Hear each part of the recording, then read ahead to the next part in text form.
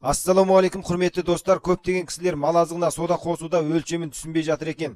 Сол үшін сіздерге түсіндіре кетуді жөн көрдім. Мысалы, 100 кг жемге 500 грамм сода қосасыз. Ал 10 кг жемге 50 грамм сода қосасыз. 1 кг жемге 5 грамм сода қосасыз. Көптеген кісілер 3 кг жемге қанша сода қоссақ болады деп сұрақ қойыпты. 3 кг жемге 15 грамм сода қоссаңыздар болады.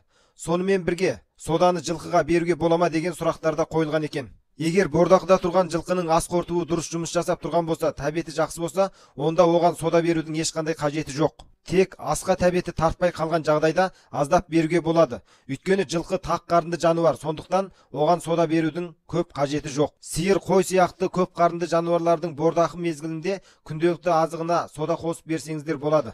Естеріңізге сақтап алатын бір нәрсе, мал азығының құрамындағы соданың пайызы 0,5%-дан аспау керек. Егер одан асып кеткен жағдайда малдың денсаулығына қауіп төндіруі мүмкін.